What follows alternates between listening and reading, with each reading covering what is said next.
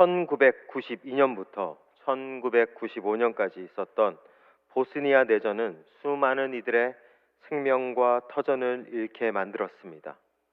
특별히 1992년 5월 27일 오후 4시 사라예보의 한 제과점 앞에 사람들이 빵을 받기 위해 줄을 서고 있었죠. 그런데 그 자리에 폭탄이 떨어집니다. 그로 인해 22명이 목숨을 잃게 되었습니다. 그렇게 모두가 죽음의 공포 앞에서 떨고 있는 그때 사라예보의 첼리스트 베드란 스마일로비치가 그 폐허가 돼버린 죽음의 장소에 서게 됩니다. 그리고 그는 22명의 사망자를 추모하기 위해 22일간 오후 4시 정각에 정식 콘서트 복장을 하고 포탄이 떨어진 곳 옆에서 아다지오 G 단조를 연주하기 시작했습니다. 전쟁과 굶주림으로 고통당하는 수많은 이들이 그의 연주를 듣기 위해 그곳으로 모여듭니다. 그리고 그가 연주할 동안만큼은 어떤 총성도 어떤 희생자도 나오지 않게 되었습니다. 나중에 그는 자신이 연주를 한 이유를 이렇게 설명합니다. 그들은 굶주렸지만 그렇다고 영혼이 없는 건 아니었습니다. 사람들은 언제나 자기 자신의 목적과 욕망에 따라 움직이고 있습니다. 그리고 그 목적에 맞지 않으면 서로를 죽이고 뺏고 다투기도 합니다. 그러나 인간을 움직이는 더 큰 힘이 있습니다. 한 첼리스트의 연주로 인하여 사람들의 영혼이 움직인 것처럼 우리의 영혼을 울리는 소중한 가치들이 나타나게 될 때 우리들은 그것에 감동되고 움직이게 됩니다. 우리 성도님들은 이번 한 주간 어떠한 가치, 어떠한 힘에 움직이고 그것에 마음이 동요되셨습니까? 특별히 우리 그리스도인들을 움직이는 강한 힘이 있습니다. 그것은 바로 믿음입니다. 그리스도인들은 세상의 가치관을 넘어 믿음의 역사에 따라 우리의 삶을 결정하고 선택합니다. 그래서 그리스도인들은 내 안에 믿음이 어떠한지를 항상 점검해야 합니다. 이 믿음이 주님이 원하시는 믿음인지, 이 믿음이 건강한 믿음인지, 혹여나 나의 믿음이 점점 시들어가고 있는 것은 아닌지 우리는 돌아볼 수 있어야 합니다. 오늘 말씀은 우리에게 하나님이 말씀하시는, 주님이 주시는 건강한 믿음이 무엇인지를 깨닫게 해주는 귀한 말씀입니다. 저는 오늘 본문 말씀을 통하여서 우리 모든 성도님들 한 사람 한 사람이 주님이 원하시는 그 믿음으로 이 한 주, 이 한 해를 살아가는 그런 귀한 성도님들 되시기를 축원드리겠습니다. 먼저 오늘 본문에서 우리에게 믿음에 대한 중요한 고찰을 던져주는 두 부류의 사람이 나옵니다. 첫 번째는 주님의 제자들입니다. 14절 말씀이죠. 우리 14절 말씀을 함께 읽겠습니다. 시작. 이에 그들이 제자들에게 와서 보니 큰 무리가 그들을 둘러싸고 서기관들이 그들과 더불어 변론하고 있더라. 지금 제자들과 서기관들이 논쟁을 벌이고 있습니다. 이 변론, 논쟁의 주제는 이것입니다. 왜 귀신 들린 아이를 고치지 못하느냐입니다. 원래 제자들은 믿음으로 능력을 받았습니다. 처음 주님이 제자들을 파송했을 때 나를 믿는 그 믿음 안에서 능력을 너희들이 행할 수 있다 말씀하셨죠. 그래서 제자들은 능력을 행했습니다. 그런데 지금 그 능력이 나타나지 않고 있는 것입니다. 기적이 나타나지 않는 것이죠. 근데 이걸 한편 생각해 보면 꼭 이상한 것은 아닙니다. 우리도 그렇지 않습니까? 살다 보면 믿음 안에서 좋을 때도 있고 나쁠 때도 있습니다. 내 믿음이 위대한 일을 행할 때도 있지만 아무 일도 하지 못할 때도 있습니다. 우리의 인생이 항상 굴곡진 인생이다 보니까 최고, 항상 좋은 자리에만 있을 수는 없는 것이죠. 제자들도 주님이 아니기 때문에 저는 그럴 수 있다고 생각합니다. 고칠 수도 있고 못 고칠 수도 있고, 사실 그것은 중요한 것이 아닙니다. 근데 중요한 것은 무엇이냐? 제자들이 지금 능력을 행하지 못한다 할지라도 자신 안에 믿음이 있기 때문에 그 믿음만 드러내면 됩니다.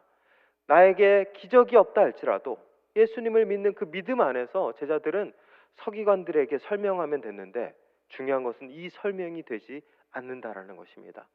논쟁이 됐다라는 것은 결국 결론 없는 말싸움이라는 것이죠. 지금 제자들은 그 서기관들을 설득시키지도 못하고 자신 안에 있는 믿음을 보여주지도 못한다라는 것입니다. 저는 이 모습을 보며 제자들의 믿음을 능력을 통해서만 나타나는 믿음이라 그렇게 정의하고 싶습니다. 제자들은 기적이 나타날 때는 그의 믿음을 잘 설명했습니다. 병자들을 고치고 귀신을 쫓아낼 때는 이것이 주님이 우리에게 주신 믿음입니다. 그 하나님 나라의 복음을 믿으면 우리도 이렇게 귀신을 쫓아내고 병자들을 치유하고 새로운 세상을 살아갈 수 있습니다. 제자들은 아마 그렇게 담대히 외쳤을 것입니다. 근데 문제는 무엇이죠? 기적이 나타나지 않을 때입니다. 그때 제자들은 아무 말도 할 수 없었습니다. 기적이 없자 그들의 믿음도 사라지게 된 것입니다. 그래서 이 제자들의 믿음을 정의하자면 기적을 통해서만 드러나는 반쪽짜리 믿음이라는 것입니다. 저는 오늘 우리 이 시대를 살아가는 그리스도인들이 혹여나 이런 믿음을 갖고 있는 것은 아닌지 돌아보게 되는 그런 대목이었습니다. 우리도 우리 안에 믿음 좋을 때가 있지 않습니까? 내 믿음으로 말미암아 뭔가 위대한 일이 일어날 때가 있습니다. 응답도 되고 또한 기도도 정말 나를 통하여서 병자도 치유되고 나를 통하여서 뭔가 변화도 일어나고 그러한 일이 일어날 때가 있죠. 또 예배 말씀을 통하여서 많은 은혜로 받을 때 우리는 그 말씀으로 말미암아 세상을 움직일 수 있는 힘을 얻은 것 같습니다. 근데 문제는 우리도 믿음이 약해질 때가 있습니다. 아니, 기적이 나타나지 않을 때가 있습니다. 그 내 안에 있는 믿음이 내 삶 가운데 어떤 일도 일어나게 하지 않을 때 하나님은 침묵하시고 주님도 침묵하시고 여전히 내 문제와 고통과 아픔이 그 자리에 그대로 있을 때 우리는 혹시 제자들처럼 그렇게 믿음 없는 모습으로 살아가고 있는 것은 아닌지 우리 스스로를 돌아볼 필요가 있습니다. 그렇다면 우리도 기적에 능력에 의존하는 반쪽짜리 믿음입니다. 주님은 이러한 제자들을 향해 우리들을 향해 믿음 없는 세대라 책망하고 있는 것입니다. 그렇기 때문에 먼저 우리가 스스로 나의 믿음을 점검할 때 내 믿음이 뭔가 응답될 때만 믿음이고 응답이 되지 않거나 침묵할 때는 내 믿음이 없는 믿음처럼 살아가고 있는 것은 아닌지 우리 스스로 점검해 볼 필요가 있다라는 것입니다. 두 번째로 우리에게 믿음에 대한 고찰을 안겨주는 사람이 나옵니다. 바로 귀신 들린 아이의 아버지입니다. 이 귀신 들린 아이의 아버지는 어떠한 믿음을 가지고 있을까요? 우리 24절 말씀입니다. 24절 말씀을 한 목소리로 읽겠습니다. 시작. 곧 그 아이의 아버지가 소리를 질러 이르되 내가 믿나이다. 나의 믿음 없는 것을 도와주소서 하더라. 이 아이의 아버지는 주님께 고쳐달라고 하면서 뭐라고 하죠? 내가 믿나이다. 나의 믿음 없는 것을 도와주소서. 근데 이 말이 조금 모순적입니다. 먼저 뭐라고 하죠? 내가 믿나이다. 어떤 고백입니까? 내가 믿습니다. 내 안에 믿음이 있습니다. 믿음이 있다라는 고백입니다. 근데 그 다음에 뭐라고 하죠? 나의 믿음 없는 것을 도와주소서. 이때는 내 안에 믿음이 없으니 좀 도와달라라는 주님을 향한 요청입니다. 지금 아버지는 두 가지 고백을 함께 하고 있습니다. 내가 믿습니다. 내가 믿음이 있습니다라는 고백과 내가 믿음이 없습니다. 믿음 없는 것을 도와달라. 믿음 없음을 고백하고 있는 것입니다. 그럼 질문 드리겠습니다. 이 아버지는 믿음이 있습니까? 없습니까? 예. 괜히 귀한 시간 이렇게 자리 내서 함께 예배드리는데 너무 어려운 질문 드려서 죄송합니다. 둘 다 맞습니다. 먼저 이 아버지는 믿음이 없습니다. 이 아버지가 믿음이 없는 이유는 무엇이냐면은 자신의 자식 때문에 그렇습니다. 알다시피 이 귀신 들린 아이, 아버지가 이 아이를 고칠 수 없었습니다. 어떻게 해결할 수가 없습니다. 무기력했습니다. 이 아이의 상황은 점점 지금 나빠지고 있는 것입니다. 성경은 이 아이의 상황을 이렇게 설명하고 있죠. 우리 18절 말씀, 우리 다 함께 한 목소리로 읽겠습니다. 시작. 귀신이 어디서든지 그를 잡으면 거꾸러져 거품을 흘리며 이를 갈며 그리고 파리에 지는지라. 내가 선생님의 제자들에게 내쫓아 달라 하였으나 그들이 능히 하지 못하더이다. 아버지는 주님께 이 아이의 상태를 이렇게 얘기하고 있죠. 글을 잡으면 거꾸러져.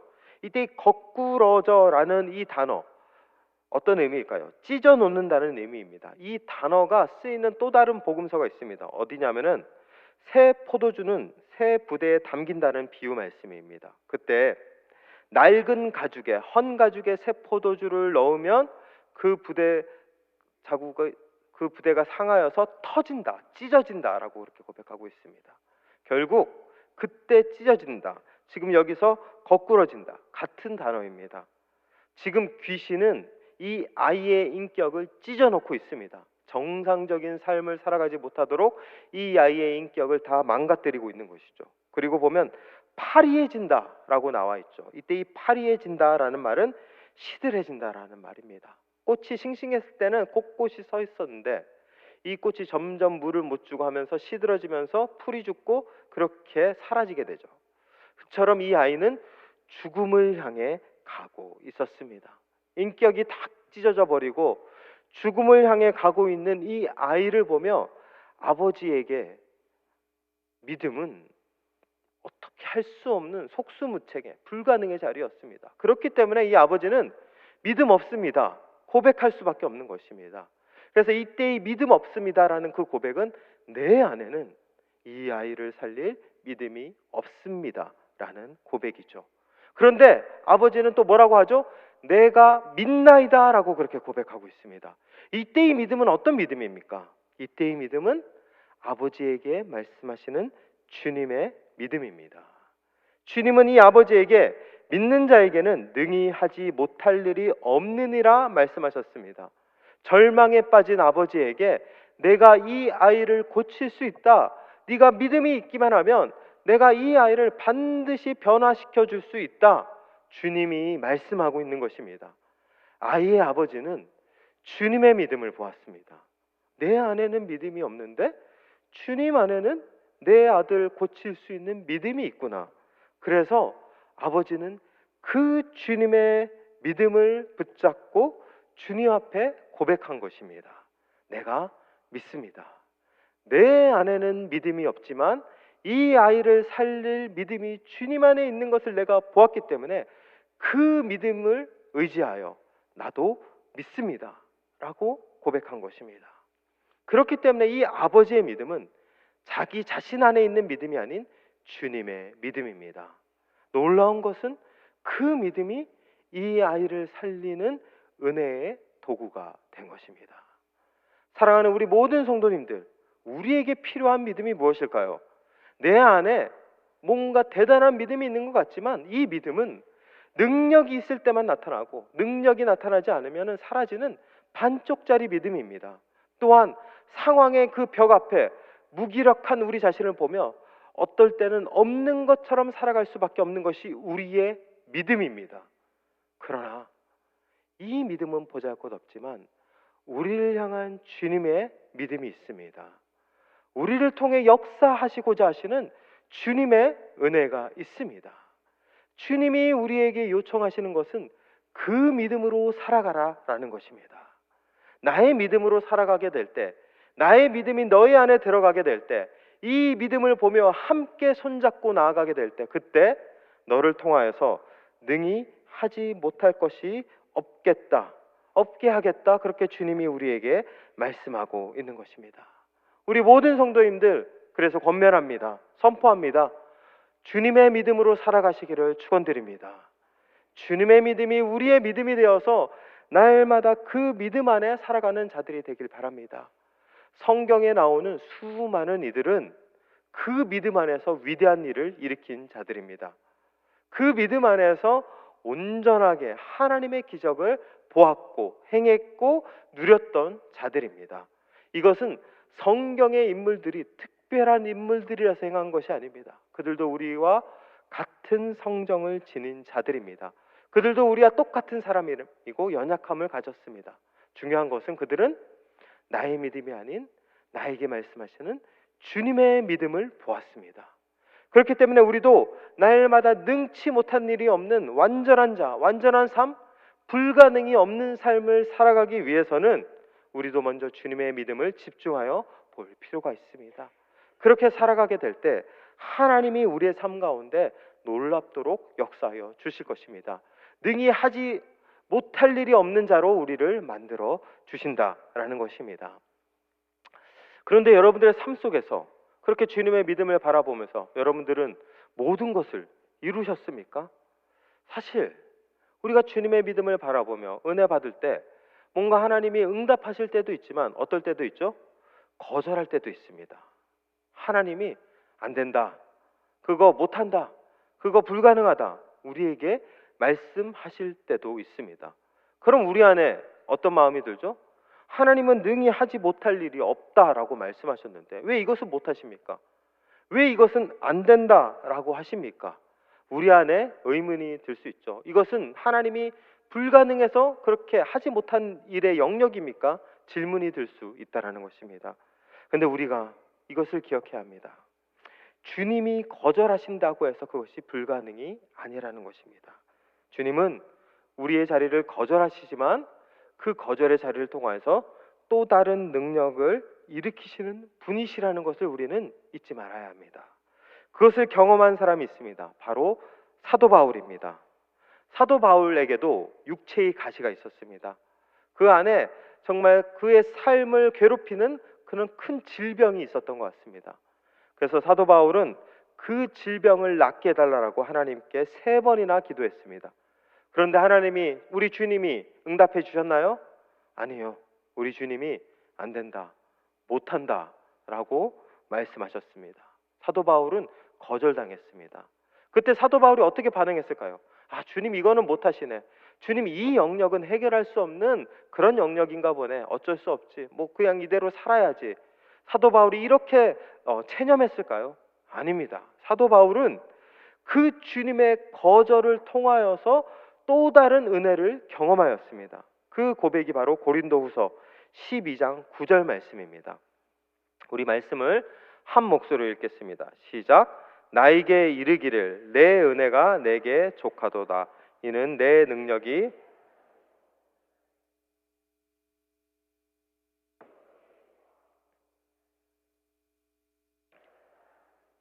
이는 그리스도의 능력이 내게 머물게 하려 함이라. 아멘. 바울은 나의 육체의 가시가 해결받지 못하자, 안 된다라고 주님이 말씀하시자 체념한 것이 아닙니다. 오히려 내 능력이 약한 데서 온전한 것을 보게 되었습니다. 무엇이냐면은 그 약한 육체의 가시의 자리에서, 나의 약한 자리 가운데서 주님이 다른 방법으로 능력을 행하시는 것을 바울이 보게 된 것입니다. 그러면서 바울이 이 육체의 가시가 여전히 내 안에 있어야 이것을 통해서 또 하나님이 또 다른 능력을 보여주고 계시는구나, 그것을 알게 된 것입니다. 그래서 바울에게 그 다음부터 어떠한 일이 온다 할지라도 그것은 불가능의 영역이 아니었습니다.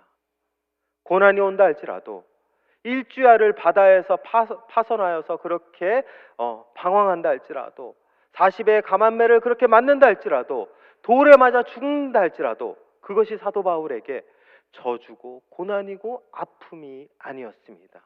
오히려 그런 자신의 연약함 가운데서 아무것도 할 수 없는 것 같지만 오히려 그 자리 가운데 주님이 또 다른 은혜와 역사로 일으키시는 새로운 능력의 자리임을 바울이 보게 된 것입니다. 그래서 바울은 나의 고난도 나의 아픔도, 아니 주님이 거절하시는 자리도 또 다른 역사가 나타나는 은혜의 자리, 가능의 자리임을 고백하게 된 것입니다. 그래서 바울도 오늘 주님이 고백한 것과 똑같은 고백을 할 수 있었습니다. 빌립보서 4장 13절 말씀입니다. 우리 한 목소리로 고백하겠습니다.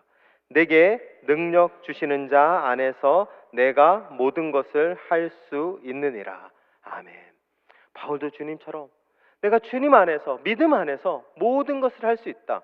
거절도 또 다른 주님의 은혜고, 내 삶의 장벽도 또 다른 주님의 역사고, 당장 이것이 이루어지지 않는다고 해서 하나님이 못하시는 것이 아니라 다른 길로 보여주시기 위한 은혜의 도구구나, 바울은 그렇게 고백한 것입니다. 우리 모든 성도님들도 맞습니다. 우리의 삶 가운데 하나님이 응답해 주시지 않는 분명 주님의 믿음 붙잡고 나아갔는데 주님이 해결해 주시지 않는 문제가 있을 수 있습니다. 그것은 주님이 무능력하기 때문이 아니라 다른 은혜를 주시기 위함입니다. 우리의 삶 가운데서 하나님께서 섭리하시는 우리는 모르는 더 깊은 은혜로 우리를 이끄시기 위함입니다. 우리 모든 성도님들은 그것을 바라보는 자들입니다. 내게 능치 못할 일이 없다 말씀하시는 그 자리는 거절 속에서도 새롭게 역사하시는 하나님의 은혜, 우리의 삶 모든 부분에 임하시는 그 하나님의 은혜를 고백하는 믿음의 고백입니다. 그렇기 때문에 우리 성도님들, 내 삶 가운데 이루어지지 않는 자리도 주님의 은혜임을 고백하며 나아가시기를 소망합니다. 이렇게 주님은 우리에게 능히 하지 못할 일이 없다, 믿는 자에게는 모든 것 할 수 있다 말씀하고 있습니다. 그런데 이게 단순히 우리를 슈퍼맨 만들기 위함일까요? 이 세상에서 모든 것 다 쟁취하고 소유하고 문제없이 행복하게 평안하게 감사하게 살아가기 위한 그런 하나님의 궁극적 목적일까요? 아닙니다. 주님이 우리에게 능히 하지 못할 일이 없게 하겠다라는 이 말씀은 단순히 이 세상에서 우리가 많은 것 누리고 행복하고 모든 것 이루는 그런 슈퍼맨으로 만들기 위해서 주신 말씀이 아닙니다. 이 말씀이 궁극적으로 가리키는 자리가 어디인지를 알아야 합니다. 모든 인간들은 그렇게 이 세상을 살아갈 때 모든 것 다 누리는 것 같고 다 얻은 것 같아도 결국 죽게 되면 다 사라지고 맙니다. 죽음 앞에서 인간은 자신이 누리고 자신이 얻은 것들 더 이상 누릴 수 없습니다. 죽음 앞에 인간은 한 줌의 흙이 되어 그저 덧없이 무의미하게 사라지고 말 뿐입니다. 그렇기 때문에 주님은 우리에게 궁극적으로 이끄시는 자리가 어디인지를 보여주셨습니다. 바로 십자가의 죽음과 부활입니다. 주님은 자신의 믿음, 하나님의 믿음으로 십자가를 지고 죽으셨습니다. 그리고 그 죽음을 이기시고 부활하셨습니다. 그리고 우리에게 그 부활의 자리, 죽음을 넘어 온전한 그 구원의 자리로 우리를 이끄셨습니다. 그래서 우리가 바라보아야 할 능히 하지 못할 일이 없다라는 이 말씀이 우리에게 가리키고 있는 최종 목적지는 바로 구원의 자리입니다. 부활의 자리입니다. 이 세상에서 그저 문제없이 살아가게 만드는 자리가 아닌 주님과 함께 구원을 얻어 죽음을 뛰어넘고 부활 안에서 영원한 생명을 바라보는 그런 하늘나라의 성도로 살아가게 하는 것이 주님이 우리를 이끄는 최종적인 자리입니다. 우리 모든 성도님들이 그렇기에 이 말씀을 붙잡고 이 세상의 문제를 해결하기 위한 그 자리에 머물러서는 안 됩니다. 주님, 단순히 나의 문제도 해결하겠지만 죽음 너머의 그 부활의 진정한 구원이 있음을 깨닫고 내가 구원을 향해 나아가겠습니다. 내가 구원을 향해 달려가겠습니다. 나의 삶의 영원한 삶이 진정한 능치 못함이 없는 하나님의 능력이 됨을 내가 믿습니다. 그렇게 고백하며 나아가는 자들, 그들이 바로 이 능치 못함이 없음을 궁극적으로 누리는 자들입니다. 우리 모든 성도님들 이 은혜를 누리시길 바랍니다. 주님이 주시는 구원의 자리, 죽음을 뛰어넘는 자리, 이 세상의 문제를 해결하는 것은 부차적인 것입니다. 이것으로 우리의 삶의 모든 것들이 해결됐다라고 만족하면 안 됩니다. 결국 구원을 통하여서 우리의 존재가 변화되는 것, 우리의 삶이 온전하게 주님과 함께 나아가는 것, 그것이 주님이 우리에게 말씀하시는 것입니다. 오늘 주님은 그렇게 이 귀신 들린 아이의 아버지의 믿음을 보시고 그 아이를 고쳐 주셨습니다. 그리고 고쳐 주시고 난 다음에 이제 제자들이 주님께 와서 물어보죠. 주님, 왜 우리는 이걸 못하죠? 주님은 하셨는데 왜 우리는 안 됩니까? 라고 그렇게 질문을 하자 이제 주님이 그 비결을 제자들에게 알려주십니다. 29절 말씀이죠. 우리 같이 한 목소리로 읽겠습니다. 시작. 이르시되 기도 외에 다른 것으로는 이런 종류가 나갈 수 없느니라 하시니라. 주님께서 너희들이 주님의 믿음으로 이런 능력 행하고 죽음을 이기는 부활로까지 나아가기 위해서 반드시 해야 될 것, 그것은 기도다. 기도밖에는 없다. 기도해야 된다. 라고 말씀하고 있습니다. 기도 안에 어떤 능력이 있기 때문에 주님은 우리에게 기도를 말씀하시는 것일까요? 그것을 알기 위해서는 중세시대 수도원에서 하는 기도법을 우리가 한번 살펴볼 필요가 있습니다. 그 수도사들이 어떠한 기도를 했냐면은 한 문장을 갖고 반복해서 기도했습니다. 그 기도의 내용은 이것입니다. 주 예수 그리스도여 내게 자비를 베푸소서. 처음에는 이 문장을 한 수천 번 반복합니다. 하루 종일. 그러다 이것이 익숙해지면 10,000번, 20,000번, 30,000번 계속 그렇게 이 문장만 반복해서 그들은 기도했습니다. 여러분들은 이 기도가 어떻게 느껴지시나요? 사실 좀 주문 같지 않습니까? 중언부언하는 것 같고 좀 건강한 기도처럼 보이지는 않습니다. 맞습니다. 제가 지금 이 기도를 여러분들한테 하라고 말씀드리는 것은 아닙니다. 그런데 왜 수도사들이 주 예수 그리스도여 내게 자비를 베푸소서 이 한 문장을 기도할 때마다 수천 번, 수만 번 그렇게 고백하며 기도했던 것일까요? 그것을 알기 위해서는 그들이 이 기도를 했던 이유를 우리가 살펴볼 필요가 있습니다. 혹시 여기 계신 분들 중에서 이번 주 매일 기도하신 분 계십니까? 아니면 올 한 해 지금까지 한 번도 빠지지 않고 15분 이상 기도하신 분 계십니까? 제가 손들라고는 하지 않겠습니다. 기도해 보니까 어떠신가요? 기도가 잘 되시던가요? 막 기도할 때마다 막 주님의 은혜가 막 내 안에 막 충만하게 되고 눈물이 나오고 막 기도할 때마다 응답이 되고 너무 행복하신가요? 사실 그럼 기도가 너무 좋겠죠. 근데 기도가 그렇게 쉽지 않습니다. 그렇게 매일마다 기도하시는 분들은 아실 것입니다. 기도하다 보면 주님이 보이고 주님이 나에게 말씀하시는 그 응답의 말씀이 보여야 되는데 기도하면 주님이 보이지 않고 내가 보이기 시작합니다. 기도하다 보면 자꾸 딴 생각이 나요. 오늘 점심 뭐 먹지? 이 예배 끝나고 오늘 뭐 어디 가야 되는데 거기 가서 뭐 사야 되지? 별의별 생각이 다 듭니다. 갑자기 평소에는 생각하지 않았던 그때 왜 그 이웃집사는 그 집사 그 권사가 왜 나한테 그런 말을 했지? 기분 나빠. 생각할수록 열받네. 별의별 생각이 다 들죠. 기도를 하면 할수록 주님이 보이고 주님으로 내가 채워져야 되는데 주님이 보이지 않고 내가 보입니다. 그러니까 기도하는 것이 사실 쉽지가 않은 것입니다. 그래서 중세시대 이 수도사들이 그렇게 기도했습니다. 기도하면 할수록 내가 보이니까, 기도하면 할수록 나밖에 드러나지 않으니까 그냥 수천 번, 수만 번 주 예수 그리스도여 내게 자비를 베푸소서 그 고백만 하며 주님으로 채우려고 했던 것입니다. 왜 주님이 우리에게 기도하라고 하시는 것일까요? 기도는 나를 비우고 주님으로 채우는 가장 좋은 경건의 모양입니다. 우리는 기도하며 주님으로 채워야 합니다. 기도하며 나를 내려놔야 합니다.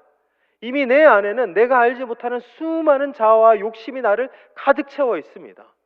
기도해야 그것이 보이기 시작합니다. 기도해야 그것을 덜어낼 수 있습니다. 기도해야 그 비워진 자리에 주님이 오실 수 있습니다. 우리 모든 성도님들, 그렇기 때문에 주님은 우리에게 기도 외에는 다른 종류로는 나아갈 수 없다 말씀하고 있는 것입니다. 우리 성도님들 기도하시기 바랍니다. 기도 외에는 주님으로 채울 수 있는 방법이 없습니다. 여전히 내 안에는 나의 욕심, 나의 계획, 나의 목표가 가득 차 있어서 주님이 들어올 수 없습니다. 주님의 믿음이 나타날 수 없고 주님의 은혜가 우리 가운데 임할 수 없습니다. 나를 내려놓고 주님으로 채워지며 기도하며 나아가게 될 때, 그때 나의 삶 가운데 능히 하지 못할 일이 없으리라 말씀하시는 그 주님의 능력이 나타나게 될 것입니다. 그 주님의 은혜가 나의 삶을 뒤덮게 될 것입니다.